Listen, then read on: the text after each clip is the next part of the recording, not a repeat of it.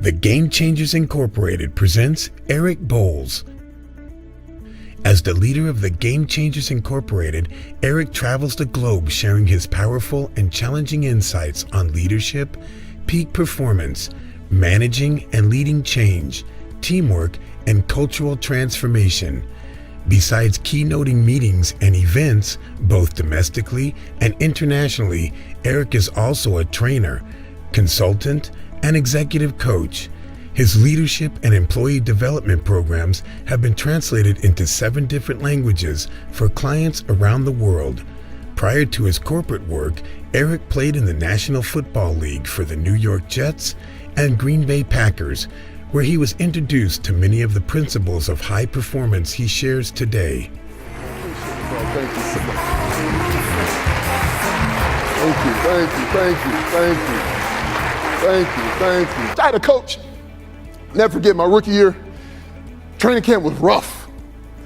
And my coach never called me by my name. His name was Al Roberts. He would go, "Number 18. I was like, "Yes, coach." He says, "I want you to know something." I said, "Yes, coach." He says, "You got a lot of potential." I was like, "Thank you, coach. It means a lot." He said, "Don't thank me. It just means you haven't done anything yet." I love inspirational speeches and messages, but I will tell you, even in my football playing days, I had a coach, and I'm not going to actually name that coach, but I had a coach who, he'd come in at halftime, he'd scream and yell, he'd try to get us fired up. And it was great, but the problem was we went out into the second half, more excited, more fired up than ever, and just made the same mistakes with more intensity. Okay. So sometimes it's not motivation that you need, it's a change of direction. Okay. Coaches, leaders in this room, we need to create an environment on the teams that we lead that eliminate the fear of failure from the equation. There's a natural fear of failure. Nobody wants to just fail. But we need to remove that fear of failure because we're going to get more of the potential that's actually in the people that we lead. Ideas that have been swimming around people's minds, but they're scared to say it out loud. Chances, conversations, all kinds of things. We're sitting on it. Everything you all need to go to the next level, you already have. It's already in your hand. I promise you, there's a wealth of potential on the teams that you lead. And the key is, how do I tap into it? One of the ways you tap into it, you got to get fear of failure out of the way. What's a practical way of doing that for you as a leader? Will you please start sharing with your team your failures? The failures that you've overcome. See, the challenge sometimes is, as we grow in leadership, guess what coaches do and leaders do too often? We get amnesia. We forget about our own mistakes. We forget about all the mess ups we had. And instead of using them as learning moments for our team members, we don't share them. So then they start playing not to make a mistake. When we need people making mistakes faster, we need to fail faster. We don't need to avoid failure. We need to be failing faster than we've ever failed before, because that's the new reality we're living in. Is this making sense? The scoreboard is a lagging indicator. It is not a leading indicator. It is an effect. It is not the cause. It's the fruit. It is not the root. And when I deal with leaders who understand that, they will have consistent progress going up. When they look at the members of their team, they don't wonder, oh, are we just winning? They also wonder, are my people growing? Are they getting better? Are they growing in all kinds of ways? I'm telling you right now, it is hard to leave a coach. It is hard to leave a leader who helps you grow personally. This whole issue about engagement, you want to solve engagement? Get leaders serious about their people's individual and personal growth. You will see the most engaged group of employees you will have ever seen. Those are the kind of teams nobody wants to play. People don't quit jobs, they quit bosses. You give me a good boss, oh. And what makes them a good boss? They sincerely want my growth to happen. Don't mean they're always saying nice things to me. I don't need nice things. Nice things don't make me grow. I said all the time, cheerleaders are great, but I've yet to see them cause a team to win. No offense to anybody who's cheerleading here, okay? But coaching does. And sometimes coaching causes sparks to fly, as long as you're coaching from where their potential is. I will say it right now. There is a leader in here working with someone on your team.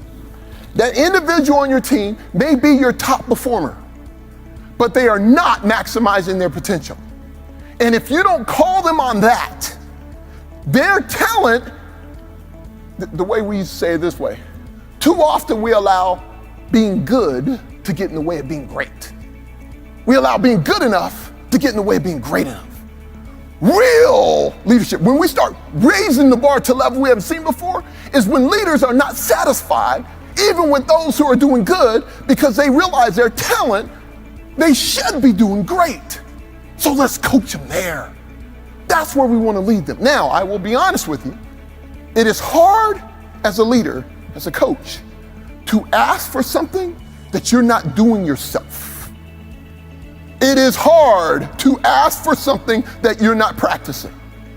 It is hard to ask for something that you are not practicing. So the first filter, the first criteria before I ask for anything in terms of growth from my people, am I growing myself? What am I doing to get better? What am I doing to stretch myself? What am I doing to unleash more of the potential that I have? I'm telling you, this is next level. I want you to feel what it's like anytime you're about to take on something new. Why is that important? As great as your success currently is, it is now your comfort zone. That's not a bad thing, but it is now your comfort zone. And my question to you is, when's the last time you felt butterflies in your stomach? When's the last time you've been afraid? When's the last time you've been really nervous? When's the last time you had to really go, whew, okay, I'm gonna go for it. If it's been a long time, that means it's been far too long. The next opportunity, the next level of greatness you're gonna experience is when you personally are willing to also put yourself in position to be afraid, to be a little nervous. Man, that's exciting. Coming alive, not getting bored. And the reason why it's so significant, every single time you go to another level, look how many people are impacted when you do. It's not just about you. Leaders in this room, it's bigger than you. Look at the number of people you all touch. So every single time you move your own performance and become more effective, there are thousands of people positively impacted. So it's beyond just you. I don't just like keynoting, I love keynoting. I love the engagement with the audience. I love communicating a message, and not only communicating a message, but looking at the people and seeing that they can picture what I'm talking about. They don't just hear it, they can see it in their own minds. I spend a lot of time executive coaching, a lot of time in boardrooms, a lot of time doing cultural transformation and consulting assignments. Therefore, I can step on stage and keynote about things I actually experience. So it's just not great quotes and great this. I get a chance to see what these principles look like implemented because I get to be part of the implementation. So that's what I love. Sometimes it's fun to just be on a stage and inspire and connect. But then I also get the benefit of doing the real work that comes with taking that message and really getting it embedded. And I think that's what also allows me to enjoy what I'm keynoting because I know what I'm talking about actually works.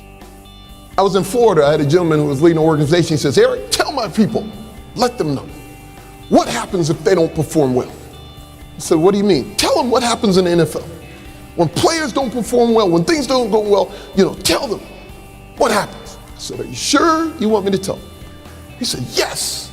I said, okay. They fired a coach.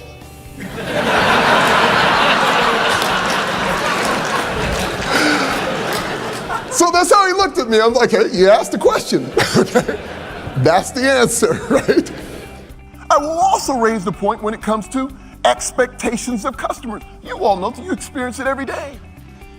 But what used to be considered just probably a year ago, exceeding expectations to your customers today is simply meeting their expectations. Not that you're not working as hard, it's just their expectations change. So what was, killing it a year or 2 years ago is now just reasonable service. And the minute it becomes reasonable service, they start looking elsewhere if there's not a way you're holding on to them. So the real question is, how do we maintain? How do we hold on? Not only how do we grow, but how do we grow with the ones we already have? Sometimes it's not new customers who come through. It's just the customers we have right now, expanding what we do with them. That moment has changed my life in so many areas. Every time I walk down my hallway and my 60-year-old daughter is in her room and it's time for a real conversation, but instead of making a left into her room, I run around the wedge and keep walking straight. Every single time I don't have a performance management conversation with somebody on my team because I just don't want to hurt their feelings. So I let them continuously perform at a level that's beneath their potential. Guess what I'm doing? I'm running around the wedge. Every single time I don't confront an issue with my wife, knowing good and well it needs to be worked on, I run around the wedge. I'm not meant to run around the wedge, I'm meant to run through the wedge. Fear is going through the wedge gets us to where we want to go. Is this making some sense? My question to you is, what wedge do you need to run through? What conversation is necessary? Many times a leader's success is measured by the number of uncomfortable conversations they're willing to have, not comfortable ones. And so for you right now, what's the wedge that you need to run through? And here, think about this. At the level of success you're already having, and you keep identifying new wedges, oh my God, you will reach places the majority of the world have never arrived at. But it doesn't matter. Do not let fear create any wedge in your life or comfort in any wedge in your life. Go right through it. They had a room this size of all their top salespeople. And I asked the question, who in the room knows who around the top 10 salespeople are? At least, 5 of the top 10. Almost every hand in the room went up. My next question was, how many of you would desire to be in that group? Almost every hand up. Then I asked the last question. How many of you have called them? How many of you have taken the time to go visit them? How many of you have? I swear maybe 20 hands went up. I said, this is good news. Those 20 hands, you're on your way. Because for some reason, everybody else who knows what works, people who are willing to share it, won't go have the conversation. You know what it reminded me of during my playing days? My number was 18. One of my best friends was Eddie Carter, number 81. What did Eddie and I have in common? We were on the bench, watching every single game. If you looked at the film, you would see 1,881 or 8,118. And what were we doing together? Complaining about why we weren't on the field. Talking about it, fighting it. Have you noticed complainers fight each other? It's amazing how it works. I mean, we make each other comfortable in the fact that we're all performing far beneath our potential. That's how it works. Why? Because I know I should be honoring him and finding out what he does, but I'd rather talk about him from over here, give reasons why he plays. Oh, yeah, well, I would be able to play too if I was over there. If I knew him back then, like my coach doesn't want to win, right? So what am I saying? What I'm saying is, it would be a better idea that I also spend some time and encourage each other. Can we find the ones who are doing it right? It's free information. They paid a tuition that I don't have to. I can learn from them. The reason is we're inspired by what we see, not just by what we hear about. This is why I really challenge leaders often. All the things and the stuff I'm going to talk about today. It's important that leaders become what I like to call inspired practitioners of what they preach. It's my practice of it that inspires you, not just my discussion of it. You can see it in action. Everything I speak to from the stage, it's not just something I read. It's not just something I heard. There's credibility behind it because I've actually experienced what I'm talking about. Real life case studies, been there, done that, been through the conversations, been through the planning, been through the implementation, have endured all the things that go along with this message that's being shared. I don't like talking about something I heard. I prefer to speak about something I know. Now, the benefit of doing a lot of executive coaching is I've had the opportunity to walk alongside some fabulous leaders. And not just leaders for a couple of years. I've been working with some of these leaders for over 15 years. From when they went from a store manager or a district manager to now they're a CEO, and a couple of them have been CEO for some of the largest Fortune 500 companies. One is in charge of the whole global leadership for a Fortune 50 company. The opportunities to walk alongside these leaders on their journey is proof that many of these principles discussed about work. There's nothing new under the sun. But my passion and excitement about the information is I've seen them work in my own life. Therefore, anytime I speak to an audience, my goal always is to be as authentic as I possibly can.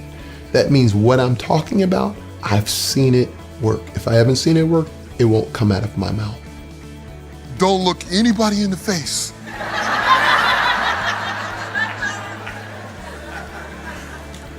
Kale starts taking off his watch. Guys are taking off their necklaces and putting it in their pockets. Because the four of us are walking down the stairs like this, not looking at anybody. There's barely anybody down there, but the four of us are standing right next to each other, like this. Because we don't want anybody to rob us. Last thought I want to leave with you. I want to thank every single one of you. I want to thank you for what you do. I want to thank you for your level of success.